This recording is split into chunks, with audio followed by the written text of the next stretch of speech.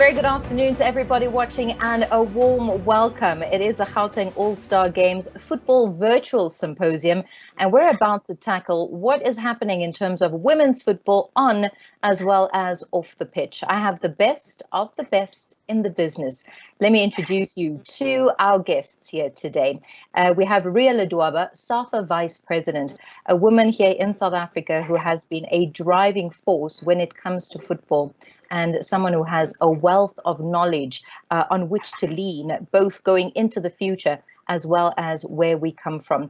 Jermaine Sioposenwe, Banyana and SC Braga player, a lady that flies the South African flag high, not only when she joins the national team, but also taking with her essay, what it is she's learned, and bringing that back home when she reunites with the national team. Lydia Manyapao, she goes by the nickname Skills, a former Banyana player as well as manager. A lady I've had the pleasure working with. She makes a divine analyst when it comes to football as well. And Meskerem Tadese Koshimi, CAF Senior Manager of Women's Football Development, very passionate about the office that she holds as well as the development of women's sport. We're talking specifically in South Africa, but she talks on the continent and all the different member associations. To all of you, a very good afternoon, and thank you for your time this afternoon.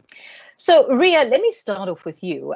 Pinpoint for me exactly, please, where are we? Let's talk in a South African perspective. When it comes to women's football, where exactly are we? I think we come a long way. We started some years back.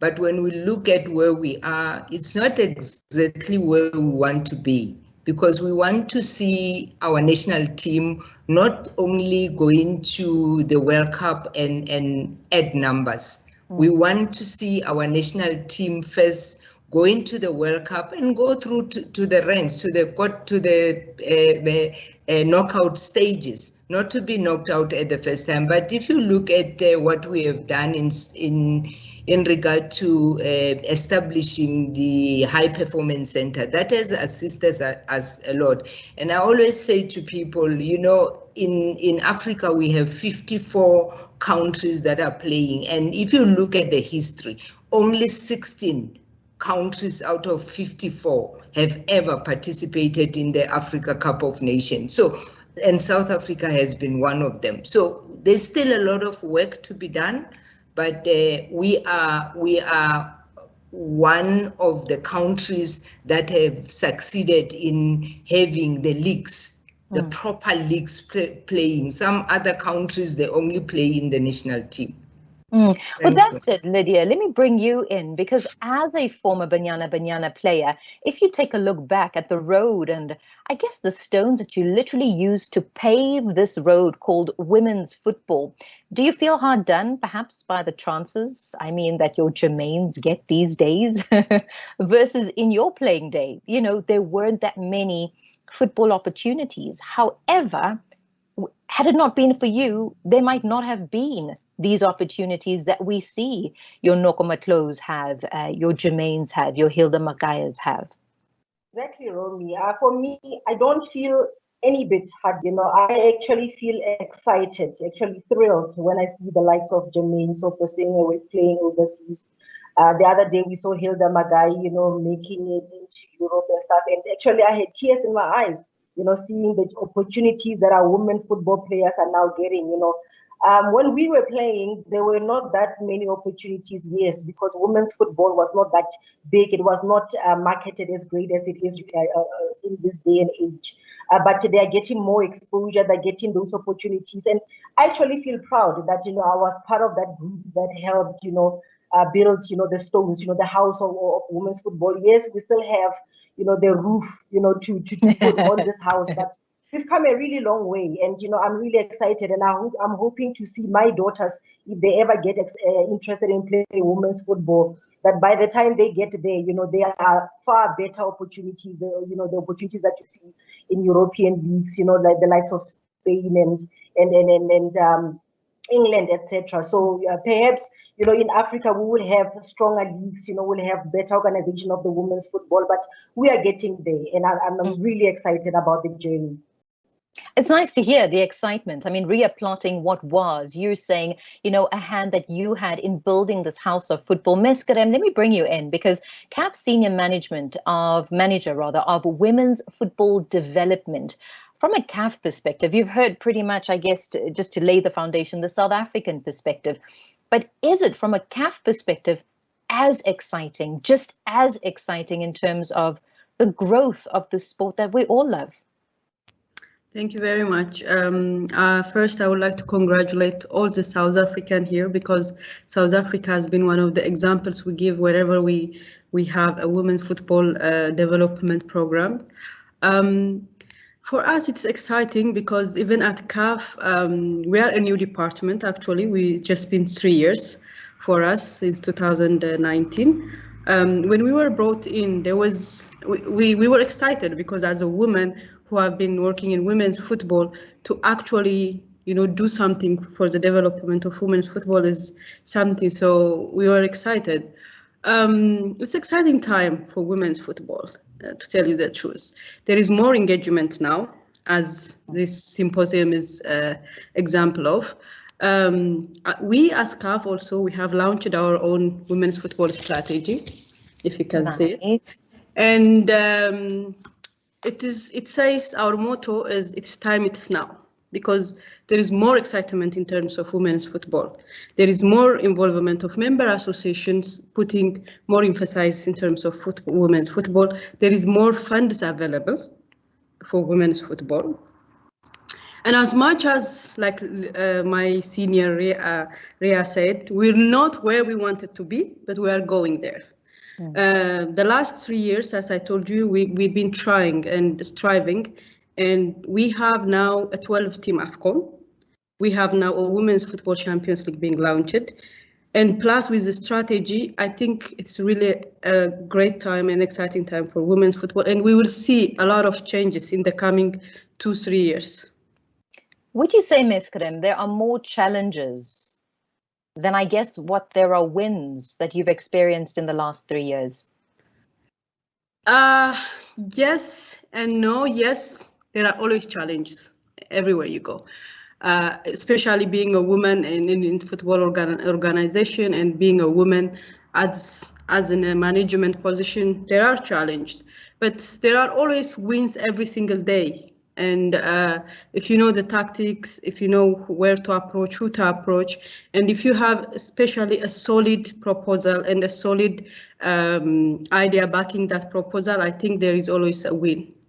I like that. I mean, more wins than challenges. The challenges will definitely be there. Yeah. Jermaine, I mean, with everything that has been said, and you actively get to participate in the sport that you love, knowing how long Ria has been there fighting for women's sport, not just football, but from a footballing perspective. Then you've got Lydia, who has been there. And then you've got Meskerem from a CAF perspective. And then there's you living your wildest dreams. It must be an exciting feeling.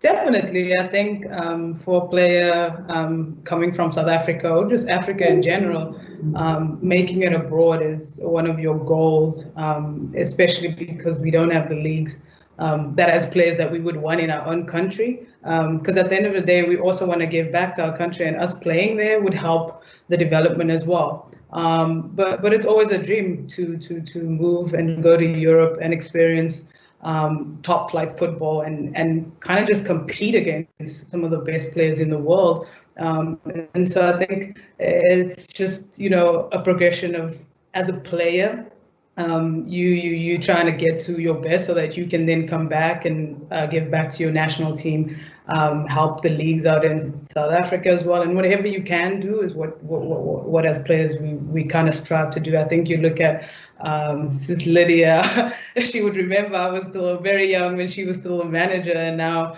you look back on that and you see what she's done for the national team and how she's pushing the game forward, and that's what you want to do as well as a player. And I think a lot of people don't sometimes realize that as players we also take upon ourselves the initiative to progress the game and to do more for the young girls that want to also be where we are, and that's very important for us. Do you take that seriously? I mean, as a role model, as a woman footballer that other women now look up to, they want to be, the Jermaines of this world. Do you take that seriously? Do you think that you have a role to play to ensure that the younger generation follow in your footsteps? Yeah, definitely. I think everyone has a role. I think I take it very seriously. I mean, I'm always talking to young players and telling them that the things that you kind of don't see that we do is to help you guys. What we try and fight for in the national team is to help the players coming up as well, because we saw what players before us had to go through, what they had to fight for, and they laid the foundation for us, for this generation now, which a lot of people, I get a lot of comments of like, yeah, we are the best generation, but I don't view us as the best generation. I think that we are just a progression of what was before us. And if we continue pushing the boundaries and pushing our mission to make football in South Africa better, then we can then create an even better generation, and that's the goal. To every time the next generation comes on, then they will be better than the previous generation. And I think if you look at South African football right now, that's what you're seeing. It's just a continuous progression of what the generation before us had laid. They laid the foundation, and we just had to continue doing our part as players to then improve it as well. You make it sound as if that transition is smooth, I guess, from yesteryear player to current player. What has been your biggest obstacle to get to where you are now, Jermaine? Oh wow! I mean, there's so many. It's not smooth at all. It's so hard, and I think my biggest obstacle is just raising my level of football to be able to constantly compete at the top. I think you're coming from South Africa in the national team. We play at a certain level, and then you progress to Europe. You play against the best players week in, week out, and so it's continuously striving to be your best, so that other teams can see, other leagues can see that South African players are doing well, and then they all then go back and scout more players in South Africa, because we set the example for what is to come. And so it's taking on that responsibility, I think, as a player, and saying, I have to be at my best every time in training, every time in a game, any international games that we play. It's a level, continuing to play at a certain level, so that the world can see that this is the standard that South African players set. And I mean, anyone can jump in here now for an answer, but I taking into consideration what Jermaine says, then listening to Meskerem, who says there's money now for women's football, then I think of all our players that have left the shores of South Africa to ply their trade abroad, to play at this high level. Ria, do you think that we're setting our footballers up for failure when we here at home in South Africa we've got a base, but we don't have everything? So are we not exporting the talent as opposed to retaining some of the talent and building our own league here, our own fully functional league like they have overseas? I think what Jermaine has just said, it's very important for our players to go overseas and go and play with the best. Remember, the struggle that we have in women's football is not only a South African struggle. You have seen American national team even going to court and not winning. I know the German national team also had the same problem, but I just believe that this trade of our players going overseas, we have on record 32 players, women players that are playing overseas right now. And I'm not talking about the boys that are playing for third division, fourth division, sitting on the bench. I'm talking about the girls that are playing for big teams in Spain, in the whole of Europe. So I'm saying it's an opportunity for them to go there, be with the best, and then come back to the national team and to your national team and give value, so that your national team, when you go to the next World Cup, we're not going to do what we did in France. You know, it was a step forward for us to go to France, but then we need to now move from the France event and go there and be not just be counted as South Africa. You remember all the African countries had to bow out on the first matches. So we would want to see these 32 girls. We need more girls to go overseas, to go and trade there and come back. And also it's a benefit because in their local teams, they are not reinvest. You know, financially, our local teams cannot afford to pay what Jermaine is getting where she is right now. So we want our girls to also be financially empowered, you know, so that when they come back, they come back with confidence and they can be able to bring that. The last thing for us is for just the country, South Africa, to be able to get a person like Lydia that has been in the football industry to, you know, we need women at our organization at SAFA, you know, women with that will add value, that will go out there and bring some sponsors. But Ria, when do we see that change? You know, I saw Jermaine smiling when you mentioned money. So clearly the grass perhaps is greener on the other side, but we're still in that reconstruction phase here. And Meskerem, you can come in as well, you know, in terms of on a CAF perspective, we're building, we talk about women inclusion. Meskerem saying we're new, we're 3 years old. We need women at the South African Football Association in those positions to be those change agents and effect it. But we talk about this all the time. I mean, as a journalist, it's a topic of conversation, and we have it, and we have it, and we have it. Ria, when? We are. I think our last NEC meeting, we actually gave the CEO an opportunity to appoint. So remember, we didn't have a CEO. Now the CEO is appointed, and one of the decision that was taken in the NEC was that we need a head of women's football. We need somebody there to be able to run women's football and make sure that the clubs don't go from one office to another office. CAF has got that. They said it's 3 years that they've got that. I know CAF and FIFA has written to all the member associates to give the names of the ladies that will be responsible for women's football, and that's we're waiting for. I'm pushing the CEO to appoint that person, and that person probably, when she is appointed, she will be able to now create a department of women's football like we have at CAF, like we have at FIFA. That's amazing. That's amazing to hear. Can I come in? Sure, Meskerem, go ahead.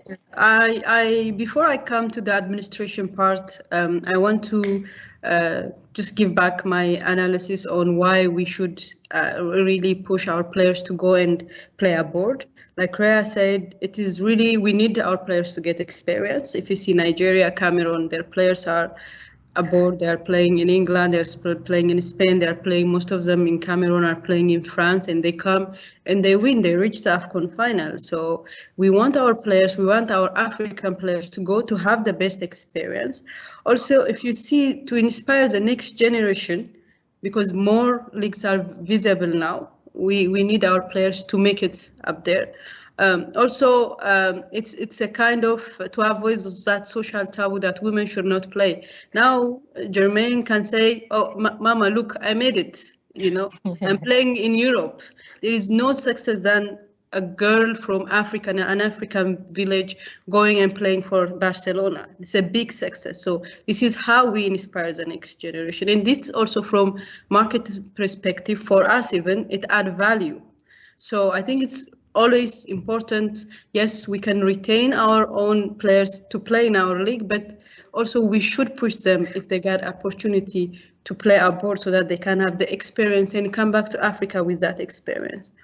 In terms of the administration part, as CAF, we've been pushing every member association to hire a women's football administration officer. We are sending letters, just not letters. Also, we have been having online and actual face-to-face administration workshop with our women football administrators.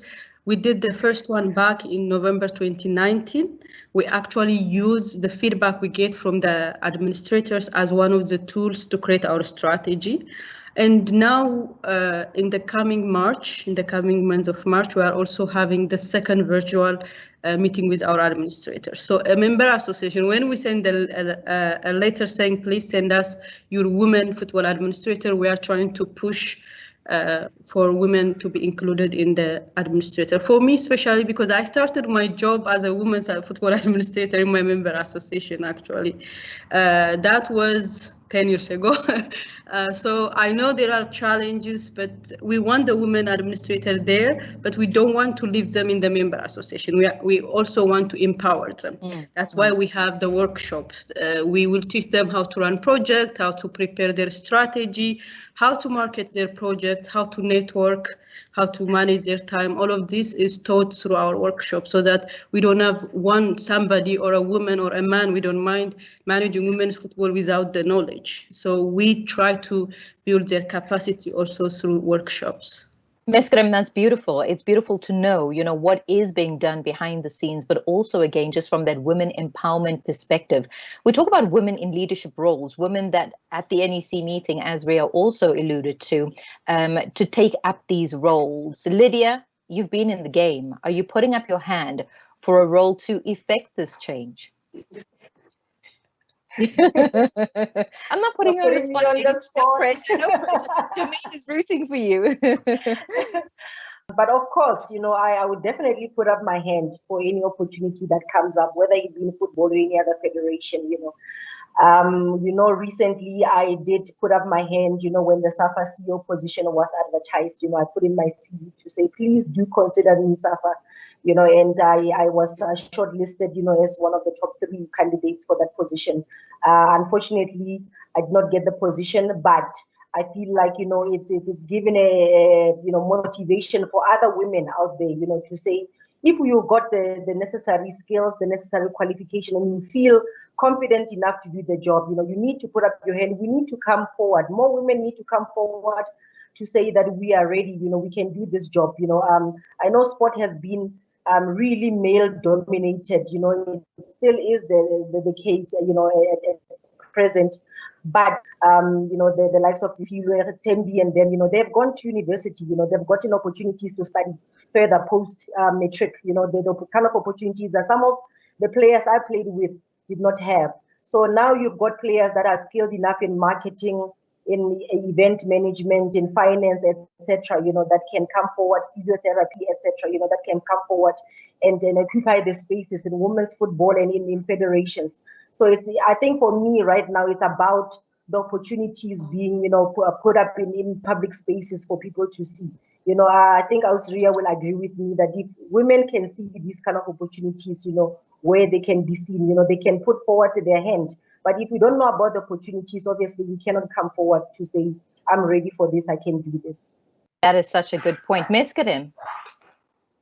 I just wanted to come in and say that this is one of our strategy, one of our objective in our strategy to professionalize women's football. I'm sorry, I didn't say the priorities we have. We have 5 priorities in our strategy: development, competition, professionalization and leadership, marketing and promotion, and social impact. So one of the things we want to do with our legend is actually we want to bring women legend and make them involved in women football administration, event management, be a referee, be a coach.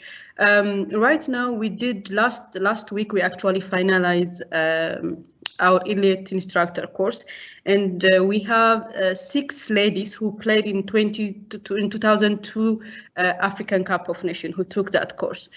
So we want actually legends to come and do more in women's football administration. And it's written in our strategy. One of the objectives is select legends who want to involve in women's football in the administration, be a general coordinator in competition, be a referee in their after career. We want to bring them, give them the proper training so that they can actually lead the women's football. Beautifully said. And I think there's also just everything coming together. Jermaine, go ahead. I just have a question. I mean, I wanted to know, because you guys are more involved in the administration side of football. I just wanted to know what the timeframes are for these strategies. I think as a player, you get very frustrated in terms of the plans that associations have, but you don't see them coming to fruition. And I understand as a player the fact that not everything will take place in my lifetime. I know that I'm not blind to the fact that not everything will take place while I'm playing and things won't be put into place. However, I think for the generation to come, and also while I'm still playing, I would like to know what these timeframes are for all these strategies, because associations continue to talk about, oh, we have these strategies, we want to do this, we want to do that. But you never see it actually happening, and it's super frustrating for a player because you're like, I want to do more for women's football. I want to help, push the boundaries. I want to inspire the next generation. I want to make sure that Banyana goes to the next, get out of the group stages. I want to see more investments in football. But all I hear is all these people talking about, oh, we have these strategies. This is what we're going to do. This is what we're going to do for you guys. But then it's all like, and then when you come back and it's like, oh, Banyana didn't perform. Oh, this player didn't do that. Or we didn't get out of the group stage. And you're like, but there was all these strategies that you guys talked about, but we never saw it happen. We never saw it help us become better footballers, become a better team. And so you just get so frustrated. So I would love to know, just from your perspective, what are these time frames for all these strategies that people continuously talk about, but there's no actual, I'm not going to say that there's no actual work being done, because I don't want to denigrate what you guys continue to do in the game, and we respect that as players. But we would love to know. Just give us some time frames with you guys. I love that question, because it seems everything is good on paper, yet in reality, is what is on paper now put into action? Because we hear it from a player themselves here saying, and then. Yeah, not true. And I think she's 100% correct that plans are put in place, but they never get implemented. The issue of the head of women's football, I think we have been talking about that. I think even when Nomsa was still the chairperson of women's football, when Natasha was still the chairperson of women's football, we have spoken about that. And I think she's right. As players, they would want to see our strategy and the timeframes. When are we? Obviously, we can't do everything, but the simple appointment of a relevant person that will take women's football to another level. We had friend. We need another friend. Another friend that will be able to take that forward. But I must also say to Jermaine, sometimes we have challenges as women's football, and I think the representative of CAF will be able to allude to that the challenges of finance. We have to have another strategy. We have to engage FIFA for us to be able to get funding, because all the strategies that we always put in place, Jermaine, the disadvantage is that you are told there's no money for women's football. Remember, Bafana gets all this money, and there's a little bit that is put for Banyana or for the other national team. So we actually have Sasol. Sasol has been a messiah of women's football. So if we can have another 2 Sasols, I can guarantee you that there will not be an issue, because the issue of putting strategies like she's saying in CAF, it's something that is there, documented, is there in SAFA, but the issue of how do you then implement it when you don't have any finance.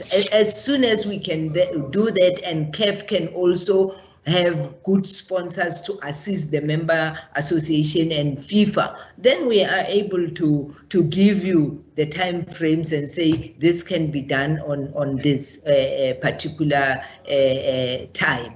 But you're 100% right. We need to move from just planning and go to implementation, where we now implement. And I can guarantee you that I'm certain that the CEO will appoint a woman that will take the Department of Women's Football to another level. Let's get Meskarem's reaction, Jermaine, and then we'll come back. So, Jermaine, in our point of view, as CAF, we plan for the continent, not just one member association. But we always push for our member association to have their own strategy that can meet our strategy. And we empower our member association in terms of capacity building, in terms of fund. Like, for example, we did the under 15 7-a-side competition for member associations. We give them fund, we give them we give. South Africa was not considered actually because you don't have a women's football head. This is one of the things, like, if you don't have a women's football head, you're not considered for this project. It was under 15 school-based project where 16 member association was selected from all over Africa, and one of the criteria was to have a women's football administration in your member association. So when we did this under 15 7-a-side girls football project, this is in our strategy of development. So we are trying to implement our development aspects of the strategy while bringing more girls into the game. So when we put the strategy, yes, the strategy is there. We also have projects that can actually affect or that can actually deliver the strategy. For example, like I said, the Champions League, it's in our strategy, creating the Women's Champions League, not just creating the Champions League, step by step, finding more broadcasting right for the Champions League, finding more marketing opportunity for the Champions League or for women's competition. We are also, in terms of marketing, we are also working on a women's football brand that is like distinctively for women, that like when you see a Women's African Cup of Nations, the logo still looks like the same, it's like the colors looks like the same. So we're trying to create, we actually did all the coloring or everything, we're just waiting for the release. So we put projects that are for the continent rather than for the member association. But the member association, what we do is empower them through different projects and through different funds, and we are here to help also if they need anytime help. Happy with the outline, Jermaine, given. I mean, I guess every business needs a strategy, right? Every business. It's just about the implementation, and I guess that's the weak point at the moment that we've earmarked here today. If anything, that there is that weakness when it comes to the implementation thereof. Yeah, definitely. I think, and for me also accountability and transparency at the end of the day. I think if you are an association and you are not going to meet your strategy for that year, and you're not going to hit your timelines or your time frames, then why not communicate that, to the teams and the players? Because as players, we are just at the mercy of the association for the most part. And so if there's transparency, there's accountability from both sides, then there won't be that constant conflict that, as South Africans, we always find in the newspapers. You hear about this player saying this about the association, it's a back and forth. Whereas we can then build together instead of having to fight each other constantly. But I think if there's accountability, there's transparency, and everyone is aware of what's happening and when it will happen, I feel like there will be less conflict and more working together and building the women's game more so. We're all women in this room talking about women's football, the needs of women's football. Meskarem spoke about having money at a CAF level, rolling it out. South Africa doesn't then get some of the money for a program because we don't have a football head, and it makes me sit back in wonder. And I think, as women, we want the change. I hear that from every single one of you. we've also mentioned that we are in a male-dominated industry. So being a woman in women's football, we're there. Do we make up the numbers by being a woman fighting for the women's game? Are we there trying to do work, but literally our hands are cut off? So you're there, but you're there. I don't want to say just as a number, but for lack of a better word, I'm going to put it that way. Are we just there? Are we just there as women? Yet you get there to do the work, but you find, like I said, your hands are cut off. No, we're not. I think this is what I always say to people. When the 5 women. Let me talk about my association. The 5 women that are there, I can guarantee you that they stand up in the meeting and deal with the issues of women's football, and put pressure even on the president to say, we want these issues to be attended to. We need a woman's head of department for women's football so that she can be able to interact with CAF, know what project they are doing, interact with FIFA, know what they are doing. Unfortunately, we are politicians. Politicians means you meet 4 times in a year and you put policy in place. One of the policy, Jermaine, will be the strategy for women's football and say, this is what we want.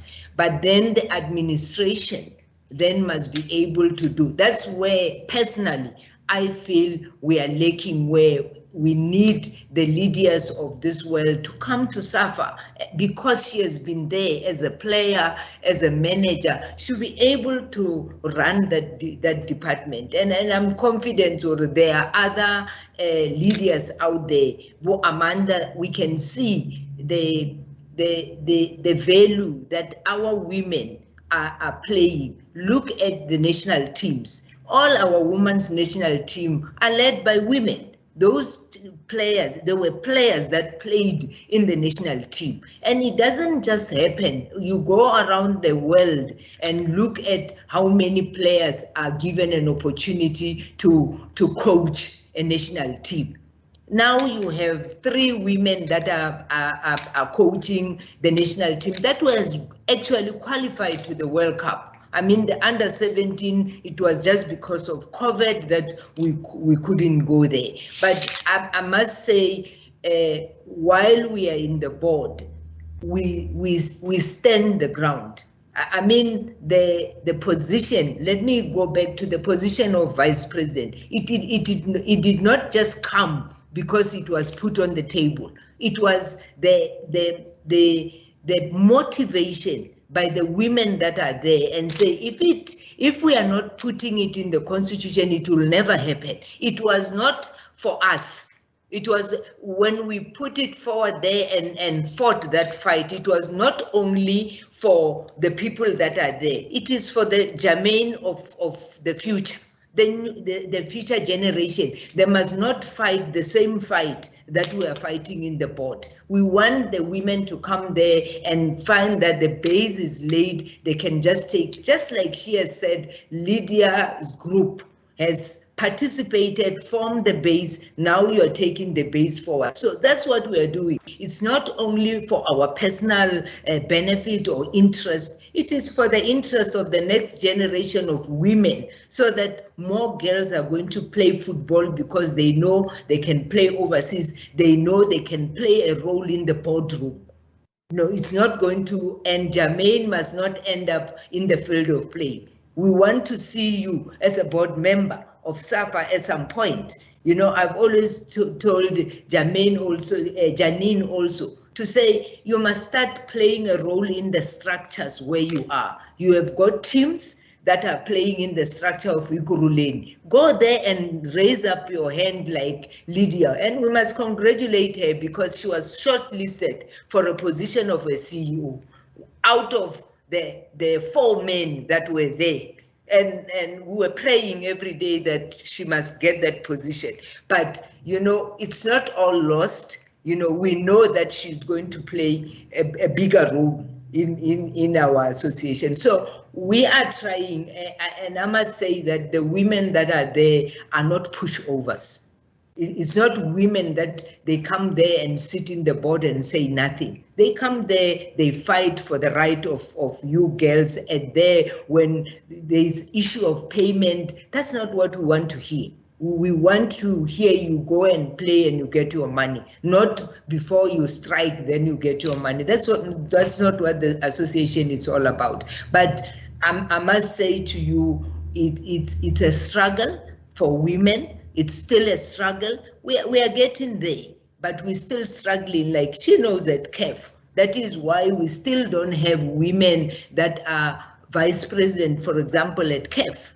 You know, we want to see that. We don't want to see one woman, the president of Sierra Leone, only in the executive of SAFA, of CAF. We want to see more women coming and representing the continent in the CAF executive. That's what we want to see. And I think I had an opportunity to do a presentation for CAF.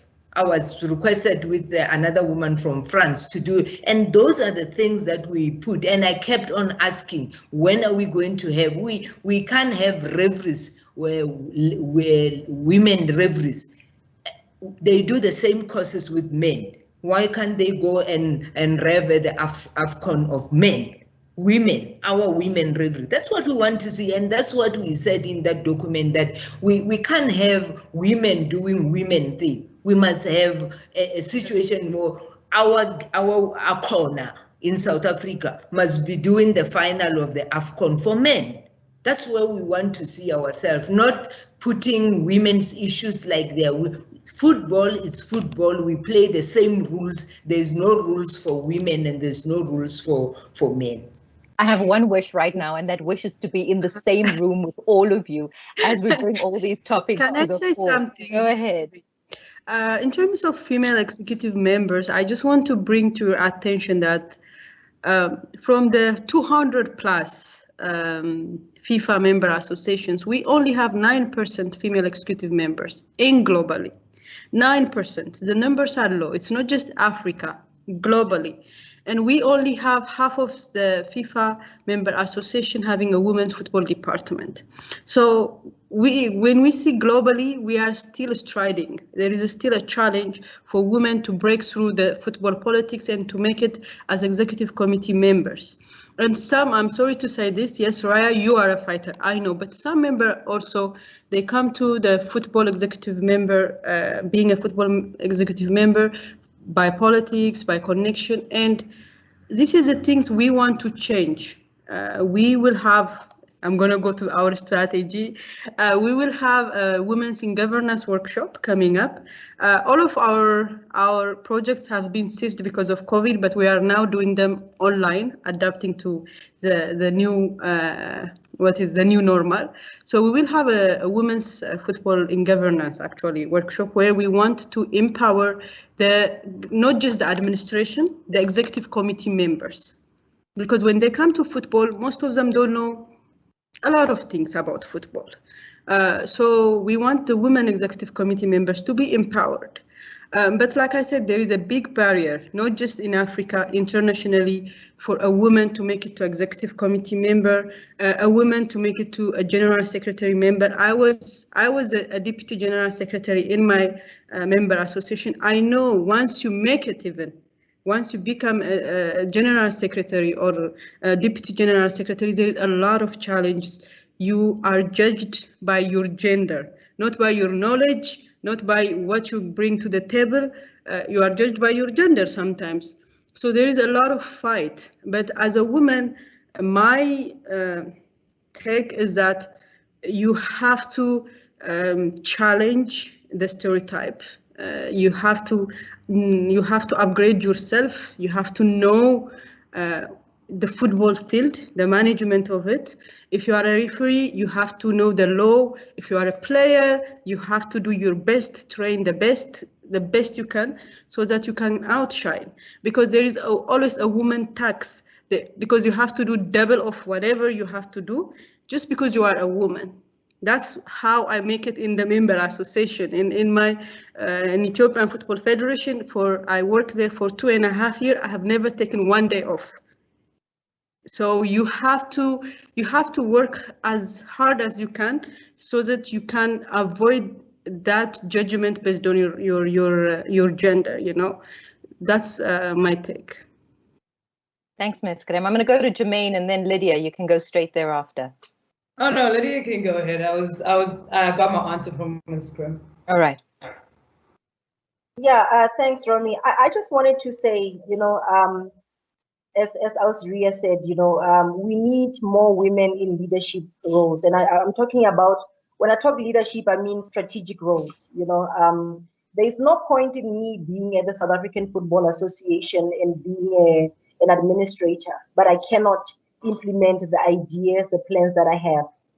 You would need some backing, and that backing would come from the political heads, you know, the people that sit in the NECs, in the boards, you know.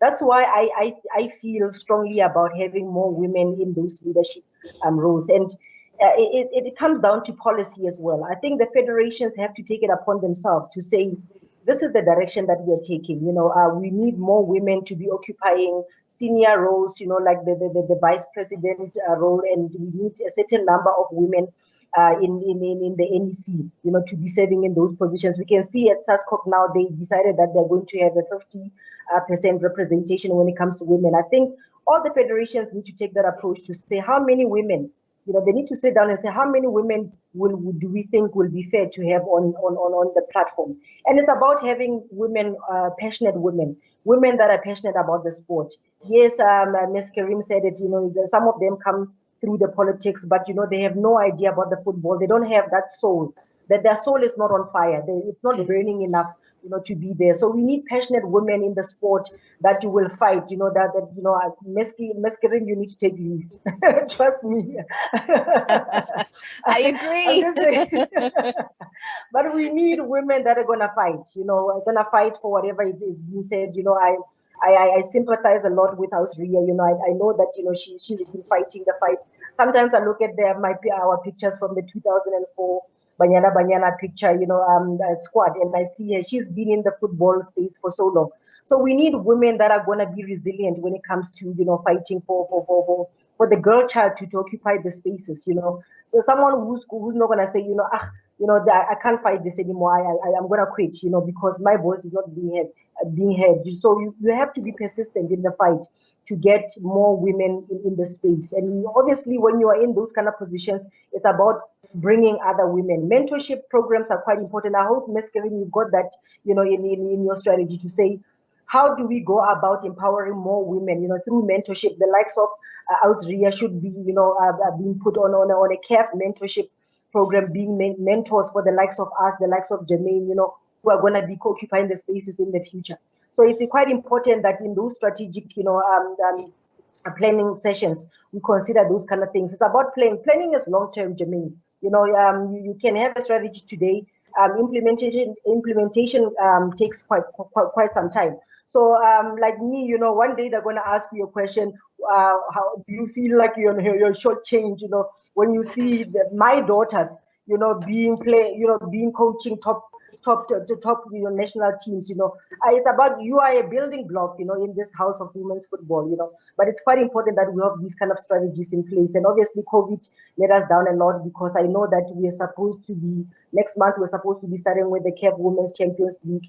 I don't know when that's going to happen. We're supposed to be having the Under-17 Women's World Cup was, you know, cancelled because, you know, of the COVID and the traveling restrictions. But it's quite important for me from a strategic perspective that we've got the plans in place. And once those are thorough, we know where we are going. You know, then we can implement. You see the likes of Sudan. South Sudan now, where are they going with their plans? They've got they put together a strategy, you know, and you can see them shining. You know, they've just started a women's league, you know, this past weekend. But you can see the implementation is taking place. Those are the kind of things we want to see. But I wanted to give you a quote, you know, when it comes to strategy. You know, a strategy is its vision and mission, where you go. You know, you put forward a plan for 10 years, for 20 years. the plans that you're putting in place are not the plans that you're going to reap benefits for. You know, maybe it's going to be your children, maybe it's going to be your grandchildren that are going to benefit from the plans that are coming in today. You know, it says a vision without action is a daydream, and action without vision is a nightmare. So back then we used to do things, we didn't know whether we're coming or going, you know. We wanted this, we wanted that, we wanted a women's PSL, we wanted a women's this and that.